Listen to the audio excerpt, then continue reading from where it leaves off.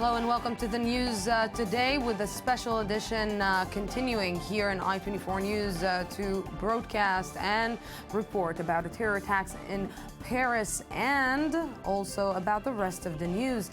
And we begin. The manhunt continues for Salah Abdeslam is the main suspect in last Friday's terror attacks in Paris, who is believed to be on the run. Authorities in France, Belgium and Germany are continuing their investigations into the atrocity as the campaign against the Islamic State in Syria picks up, with France, Russia and the United States all conducting airstrikes overnight targeting the terror group. Amid all of this, Moscow confirmed today that a bomb was indeed responsible for downing one of its passenger jets in Sinai last month, a scenario which Egypt is still denying. To get us started, I-24 News military correspondent Shai Ben-Ari has the latest out of Europe. The picture is slowly becoming clearer concerning the identities of the terrorists involved in Friday's attacks in Paris. This building in the Paris suburb of Drancy was home to Sami Amimour, one of those who attacked the Bataclan theater. He used to be very nice. He was a bus driver. He worked for a French railway company, but then he got fired from his job. And because of that, he started to attend mosques more and more often, and then he went to Syria. In 2012, Amimour attempted to join Al-Qaeda in Yemen, but was stopped by French authorities. Yes, he was under police surveillance. I heard he was under surveillance. He couldn't leave the neighborhood. He had to check in every day. That's what I heard. He didn't tell me. It's just people talking. And after he asked his parents to leave for Syria to escape there. Last year, Amimour's father Mohammed detailed to Le Monde his own trip to Syria, a failed attempt to bring his son back home.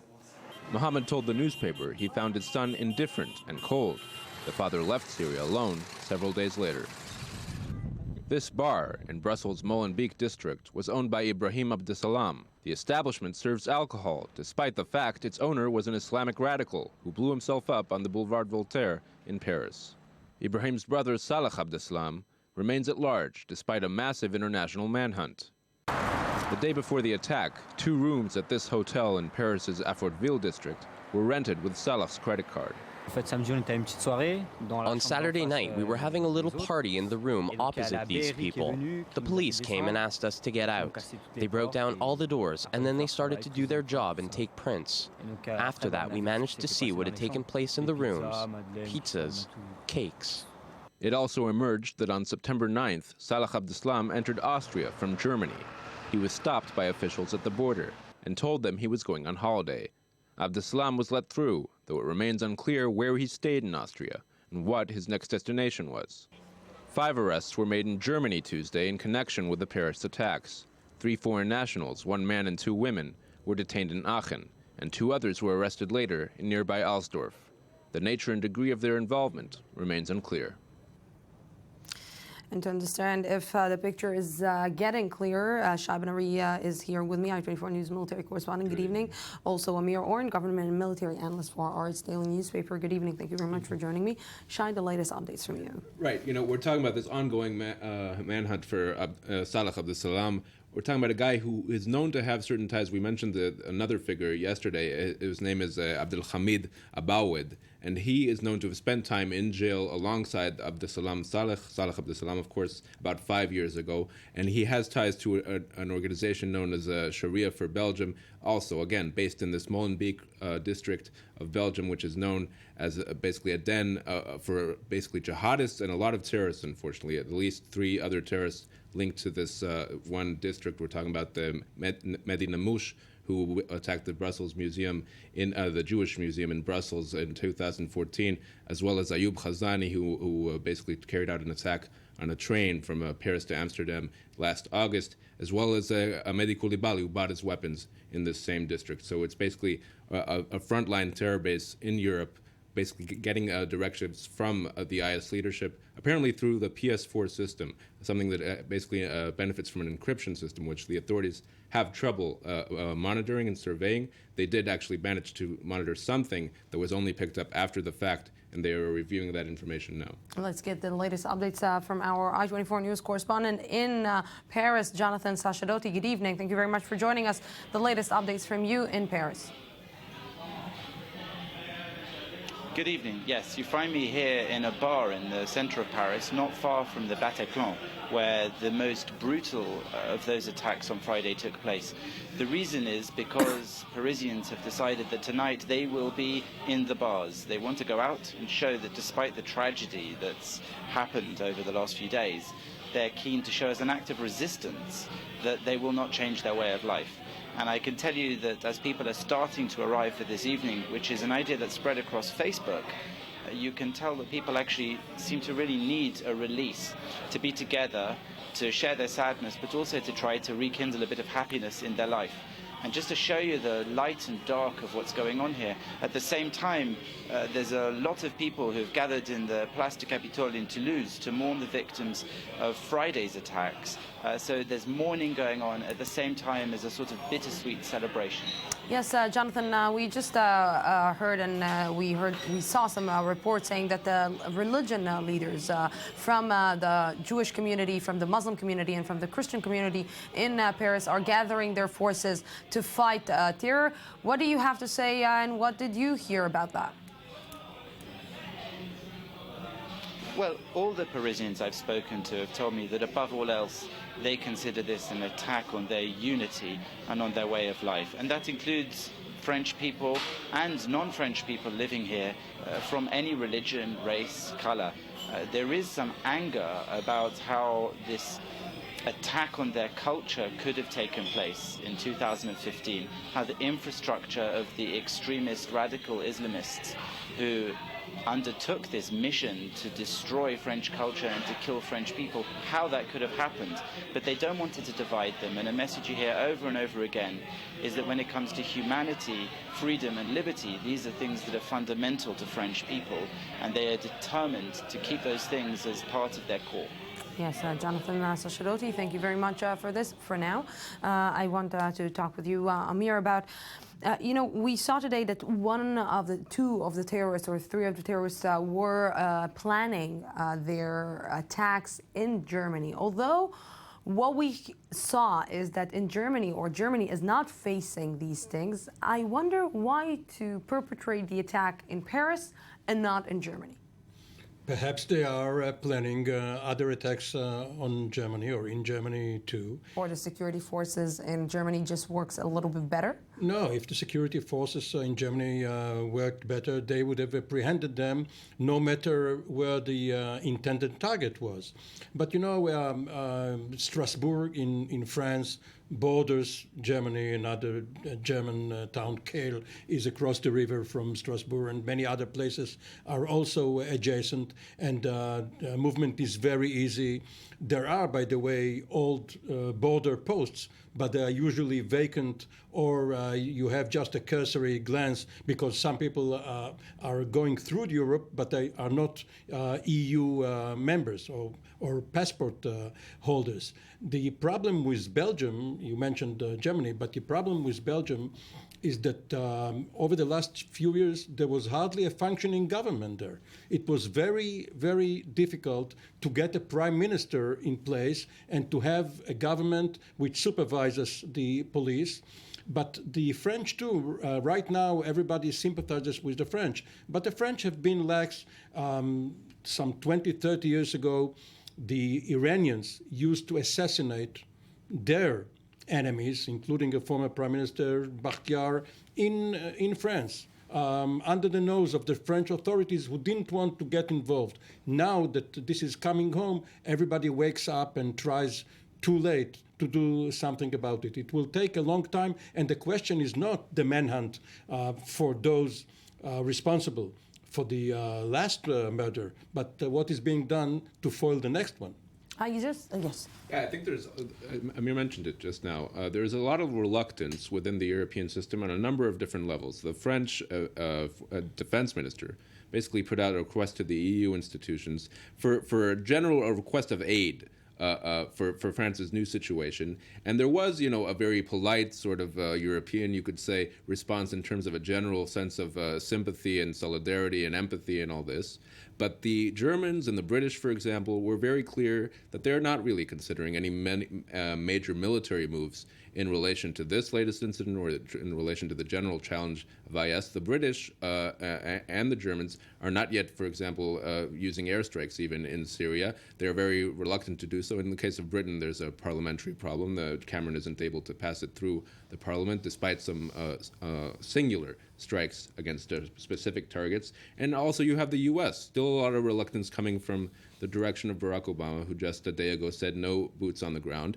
And against all of this, you have non-reluctance, indeed a lot of basic action from one Vladimir Putin, who was openly discussing on the phone today with Francois Hollande coordination and assistance in military terms, and calling France an ally, a NATO member ally of Russia. He directed his own navy to coordinate in the Mediterranean with French forces. This is not to be taken for granted, and I think the publicity of it especially is not to be taken for granted. Putin is trying to set himself apart from the West, and particularly, of course, Barack Obama. So, the Americans are talking or have been talking about soft power, and they put out manuals regarding the law of land warfare and humanitarian law. There is no such nitpicking in Russian tradition. They have a very, very heavy hammer.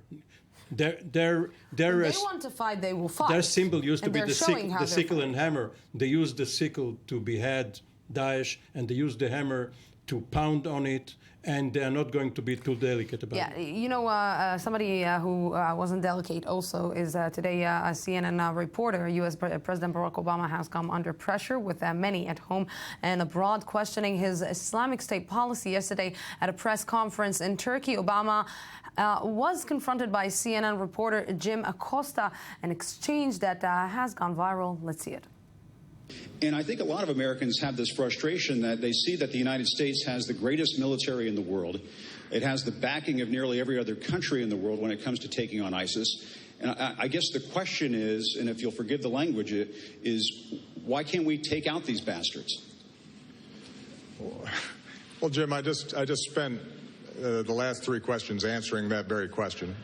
So I don't know what more you want me to add. I think I've described very specifically what our strategy is, and I've described very specifically why we do not pursue some of the other strategies that have been suggested. Yes, the U.S. policy, or Barack Obama's policy, was no boots on the ground since the beginning. He was really firm about it. He took out the troops from Afghanistan. He went out of Iraq. He explained to the American people that we are not sending our boys to fight anymore. And people just don't want to understand that. And I believe that at the end of his term, he won't change it. Well, what we saw here was a president accosted by a reporter who happened to be named Acosta. He finds this in every single family. You put out this VTR. I didn't plant it there. Now, it was an unfair question because the answer is that it doesn't matter that other countries want the U.S. to lead them into battle. The American public and the U.S. military, they don't want to go back. No, it seems that Barack Obama, I don't want to. This is also part of the Obama philosophy. He was elected. He has a mandate not to go back in. He was elected on that 7 years ago and again 3 years ago. But also, he doesn't believe that there is any feasible way of going in, taking ISIS out, and then what? Staying in, nation building, or going out and then being blamed for the new vacuum. So it's a sensible reaction by Obama, even though some people want to send others to fight. None of these people who are ganging up on Obama really want to go out there and fight. Even, I dare say that even Donald Trump doesn't intend, who, by the way, evaded service when his time was up during the later stages of the Vietnam War, he is not going to fight in Iraq either. Yeah, of course he's not going to fight in Iraq. Let's talk about somebody else who is right now not feeling comfortable enough in his position. It's Abdel Fattah al-Sisi, after Russia today is saying that basically there was a bomb on the plane that crashed in Sinai. I need to understand why Russia is happy that they discovered that there was a bomb on the plane, and why Abdel Fattah al-Sisi really doesn't want this to be a reality. I believe the Egyptian reaction to the Russian position and the positions of the international community in general was that the final conclusions are still not exactly concrete regarding the situation of the plane, and I found it almost comical, but. There is a lot of sympathy that could be had for Mr. El-Sisi and Egypt in general. This is a major crisis in terms of economics. 20,000 British people alone were stranded in Sharm el-Sheikh when this incident happened. To give you an idea, we're not even talking about the Russians. You can think for yourself exactly how much money that means. So we're talking about tourism, which is basically, I don't know if it's the main source of income for Egypt, but it's obviously a pillar of their economy. And they obviously don't want to be linked to this sort of incident, to this sort of terrorism. When you're talking about a haven that really has not come under attack, Sharm el-Sheikh, amazingly, despite its location in the Sinai Peninsula, was basically untouched for many years, despite the presence of IS militants not so far away. IS militants themselves and the Bedouins, some of the Bedouin tribes that support them, had an interest in keeping Sharm el-Sheikh safe for their own economic interests, and that seems to have changed. And the fact that somebody might be involved from the Egyptian officials, from the Egyptian security forces in this incident or in this accident or terror attack, this could be problematic also for the Egyptians. Yes, but this was not the first terrorist act.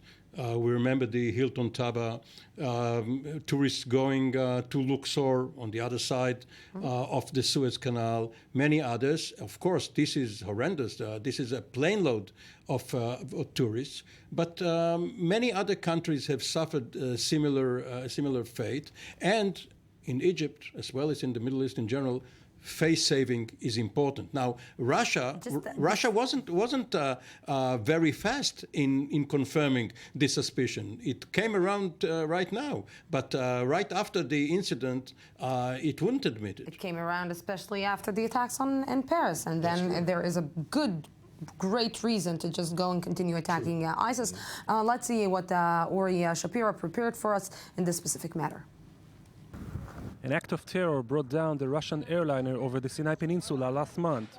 This, according to the head of Russia's Federal Security Service, Alexander Botnikov, who said that traces of explosives were found in the debris of the plane which crashed, killing all 224 people on board. The Islamic State group has already claimed responsibility for the action. According to an analysis by our specialists, a homemade bomb containing up to 1 kilogram of TNT detonated during the flight, causing the plane to break up in mid-air, which explains why parts of the fuselage were spread over such a large area. We can unequivocally say it was a terrorist act. The information was brought to the attention of Russian President Vladimir Putin and his administration in a special meeting held in the Kremlin Monday night. The murder of our people in Sinai is one of the bloodiest by the number of victims of such crimes. We won't wipe off tears over our hearts and souls. It will stay with us forever. But that will not prevent us from finding and punishing the perpetrators. However, Egyptian ministers said they have so far found no evidence of criminal action regarding the plane crash. But officials told Reuters that Egyptian authorities detained 2 employees of Sharm el-Sheikh airport in connection with the plane crash. The Egyptian Foreign Ministry denied the report. Coupled with the horrific terror attacks in France last Friday, which took the lives of 129 people, this new exposure may be another trigger to intensify the attacks against the Islamic State in Syria and Iraq. Moscow said Tuesday it has stepped up its airstrikes in Syria using long-range bombers against the Islamic militants. And although Putin said there is no deadline for the anti-terror campaign in Syria, the battle against IS seems to be shifting towards another phase. Yes, Uri Shapira just said that their control room looks like Enterprise. And it does. Paula Slier, Middle East Bureau Chief for Russia Today, is with us right now. Good evening. Thank you very much for joining me. Thank you for having me. So, Paula, you just came back from Syria. What did you see concerning the Russian attacks on Syria at this point? Well, I spent the better part of a week at the Russian Air Force Base just outside the Syrian city of Latakia. And there we were able to monitor from very close how the Russians were coordinating their airstrikes. I would say that almost without fail, every hour that I was there were Russian Su-24s, 30 and 34s taking to the skies. And I'm talking a few days ago, so this is even before the latest comments by the Russian president that he's going to be doubling his airstrikes in Syria in light of the findings of the investigation saying that it was a bomb on the Russian plane. I also want to add that I spoke with the commander of the Air Force Base, and what he said was very interesting. He said that they were amazed by the amount of weapons that they have found to be in the hands of militants there. He said that there is a lot of coordination on the ground between the Russians and particularly the Syrian army and also the intelligence gathering center that works out of Baghdad. And it was thanks to this intelligence coordination that they believe the Russians were being able to make very successful airstrikes inside Syria. Yeah, so let's try, because I want to take you back on what you said, the arms in the hands of the militants. From where did they get all this amount of arms that he is talking about? Well, as you know, Islamic State has a thriving black market, and a lot of questions are being asked how this organization is being able to run and function after so many years. And experts point to the fact that, number one, they're trading oil on the black market, and here you have countries like Turkey and Qatar that need to be held accountable. They've also had a lot of hostages in their hands over the years, hostages that we're not even aware of, where different countries are paying ransoms of millions of dollars that are allowing them to keep themselves financed.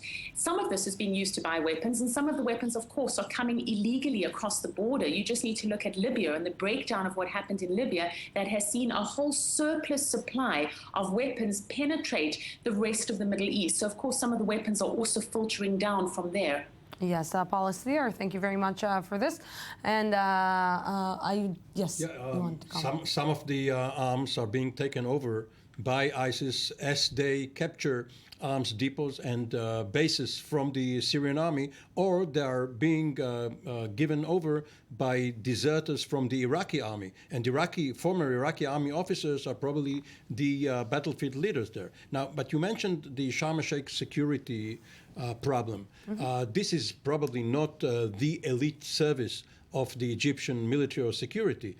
But one shouldn't be surprised that the Egyptian military has been penetrated by Muslims. First of all, we remember the Sadat assassination by a cell of Muslim or fanatic Muslim officers. And President Sisi himself was supposed to be sympathetic to the Muslim Brotherhood, which is why former President Morsi made him defense minister before he was toppled by Sisi. So there is a lot of Muslim influence within the Egyptian military. You want to add something? No, I was actually going to point out that exact same point, that Mr. El-Sisi himself put on the right face at the right time. He basically tried to convince Morsi, his predecessor, that he was an Islamist when it was popular to be an Islamist. And then he showed his true face, which was more or less akin to the regime beforehand, more or less Mubarakist, if you want to call it. Yeah, you know, I'm just trying to think if one of the officers or the security services or security forces did help Daesh putting a bomb on this plane. This puts Abdel Fattah al-Sisi in a really, really difficult situation because, you know, people will tell him, you came after Morsi and you wanted to show that you are better, that you control the country better. But here, you, in your time also, you cannot control the extremists, even in your own, under your own power. This would be correct, but not fair, because if you remember, Indira Gandhi's bodyguard blew himself up and assassinated her. And there are many other instances where your most trusted confidants turn out to betray you. So, but yes, if Sisi wants to convince the world that he is in charge, he has a lot of work cut out for him. Yeah, so let's see if Germany is going to join the air campaign against Daesh, against ISIS. I24 News Germany correspondent Paulina Garayev is joining me right now from Berlin. Good evening. Good evening. So Germany is considering to join forces and fight IS when it starts to understand that it's also part of the war. Well, officially Merkel said that this process of consideration has only begun, and she refrained from addressing it directly. But newspapers have already proclaimed this to be a possibility and discussing whether or not it's effective, because Germany is now under pressure also from within to take more definitive actions and to really stand by France, not only with words but also with actions. Now, Germany has been part of the coalition since September of 2014, but mostly by training and arming Kurdish fighters that are fighting currently IS. It has not been a part of the air campaign, which might change now, although this is also accompanied by many concerns here in Germany, since it treats any sort of military intervention very carefully and very sensitively. There's also, of course, concerns that joining the campaign would also turn its own citizens into targets, as has happened in France and also in Denmark. Polina, what is the stand of the German people concerning this issue? Well, from reading the newspapers and listening to people on the street, they're mostly interested in show of solidarity. This is seen by the people not only as a trial for France, but also to all of Germany and the European project. This is seen as an insult and an attack on the European way of life, not only on France. And Germans who see themselves also as citizens of Europe are also calling for action. Yes, Polina Goraev, thank you very much for this. But Europe seems to be overcautious now. If they cancel the friendly match between Belgium and Spain in Brussels tonight because they have not been able to secure the area, it means that they do not feel safe and cannot reassure the public. Can Germany permit itself to stay out of the game this time? I'm not sure that Angela Merkel would want to stay out, because she is the leader of Europe. And if this is a European project, as well as an American and a Russian one, Germany must come in for all of its misgivings following World War II. Especially with the migrants problem and the way that she took the responsibility on the migrants. Right. I find it interesting that perhaps, it may be indeed a sea change, this incident, at least from initial indications that we're seeing in France, with the very surprising statement in my own eyes from Francois Hollande yesterday during his speech before the National Assembly, the very idea that he would be contemplating stripping French citizens of that citizenship is a very drastic step, especially when you consider French society and French ideals. It's something that really I don't see happening even here in Israel, where we of course, are known to take very drastic steps in the name of security. I don't see us going that emergency. Yes, gentlemen, thank you very much for being with me in this part. We're going out for a small break, 2 minutes, and we'll be back.